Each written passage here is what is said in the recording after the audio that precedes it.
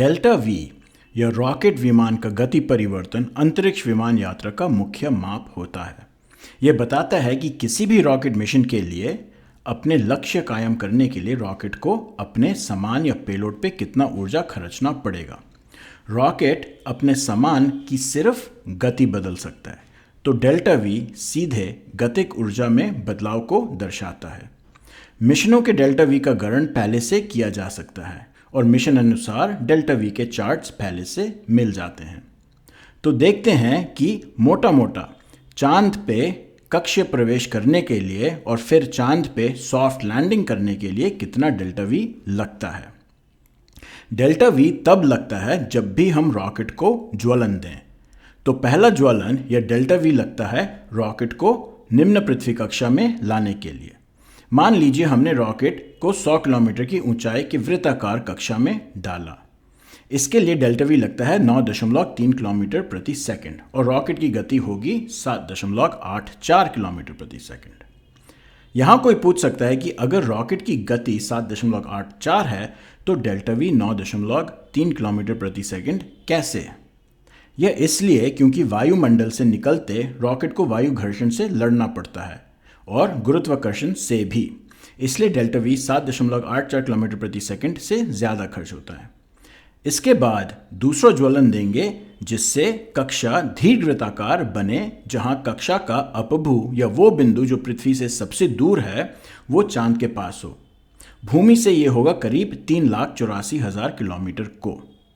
इस कक्षा को कहेंगे चांद स्थानांतरण कक्षा या लूनर ट्रांसफर ऑर्बिट और इसके लिए उपभू या पेरिजी की गति होनी चाहिए 11 किलोमीटर प्रति सेकंड की। इसके लिए हमारा दूसरा ज्वलन का डेल्टा वी होगा 11 - 7.8 which is equal to 3.2 kilometre प्रति सेकंड का। दीर्घवृत्त कक्षा में अपभू पे गति होगी 0.18 किलोमीटर प्रति सेकंड। अब नेक्स्ट स्टेप में हमें रॉकेट को चांद के निम्न कक्षा में डालना है जो है वृत्ताकार की कक्षा 100 किलोमीटर की ऊंचाई पे। इस कक्षा में विमान गति होगी 1.63 किलोमीटर प्रति सेकंड। पर समस्या यह है कि चांद का गुरुत्वाकर्षण विमान को खींचने लग जाएगा और विमान की गति बढ़ने लग जाएगी। अगर बहुत दूर से चांद पे कुछ गिराया तो चांद के धरातल पहुंचते पहुंचते उसकी गति चांद की पलायन गति पहुंच जाएगी। चांद की पलायन गति है 2.31 किलोमीटर प्रति सेकंड। विमान की अपभू पे दीर्घवृत्ताकार अनुसार गति होनी थी 0.18 किलोमीटर प्रति सेकंड। इन दोनों को जोड़ें तो विमान की गति 2.49 किलोमीटर प्रति सेकंड हो जाएगी चांद के पास, और अगर इसे रोका नहीं तो विमान चांद पार कर देगा। इसलिए विमान की गति को 2.49 से 1.63 किलोमीटर प्रति सेकंड लाने के लिए हमें तीसरा डेल्टा वी या विपरीत ज्वलन देना होगा 0.86 किलोमीटर प्रति सेकंड का। अब विमान चांद के 100 किलोमीटर ऊंचाई के वृत्ताकार कक्षा में आ गया। अब इसका हमें सुगम अवतरण या सॉफ्ट लैंडिंग करना है। इसके लिए इस्तेमाल होगा होमन ट्रांसफर या होमन स्थानांतरण।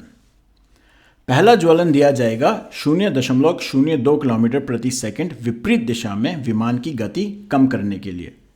इससे विमान चांद की ओर गिरने लग जाएगा एक दीर्घवृत्ताकार में, जिसका उपभू अब चांद के धरातल पे होगा, यानी कक्षा का नीचा पॉइंट चांद के जमीन को छूते निकलेगा। यहाँ पे उसकी गति 1.7 किलोमीटर प्रति सेकंड की होगी। तो आखिर में इस गति को शून्य करने के लिए हमें 1.7 किलोमीटर प्रति सेकंड का डेल्टा वी देना होगा वाहन को रोकने के लिए और चांद पे सुगम अवतरण पूरा करने के लिए।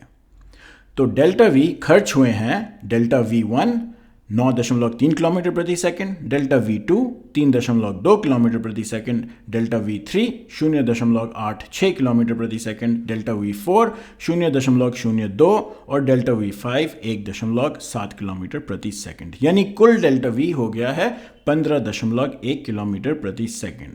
तो धरती से चांद पे सुगम अवतरण करने के लिए हमें चाहिए करीब 15.1 किलोमीटर प्रति सेकंड का डेल्टा V ऊर्जा खर्चा। याद रहे ये एक मोटा मोटा गणन है। अंतरिक्ष में और कई विक्षोभ होते हैं जिसके लिए और एडवांस में जाना पड़ेगा। दूसरी बात, ये पथ सैद्धांतिक रूप से है। वास्तविकता में विमान ऐसे एक शॉट में चांद को नहीं भेजते, उसकी धीरे धीरे कक्षा बढ़ाते हैं चांद की ओर। इसे कहते हैं ऑर्बिट रेजिंग या कक्षा उत्थान। इसी तरह चांद के पास विमान को सीधे वृत्त कक्षा में नहीं डालते, उसे पहले लंबे दीर्घवृत्ताकार में डाल के उसके कक्षा का दीर्घाक्ष धीरे धीरे कम करते हैं। इसे कहते हैं ऑर्बिट लोअरिंग या कक्षा पतन। और गहराई और विस्तार में जानने के लिए देखिए यूट्यूब चैनल इसरो करता क्या है, जहां आपको रॉकेटरी और अंतरिक्ष विज्ञान की खूब जानकारी मिलेगी। लिंक नीचे डिस्क्रिप्शन में मिल जाएगा। और please like share subscribe comment ज़रूर करें। बल बुद्धि विद्या देहु मोहि हरु क्लेश विकार। जय बजरंग बली।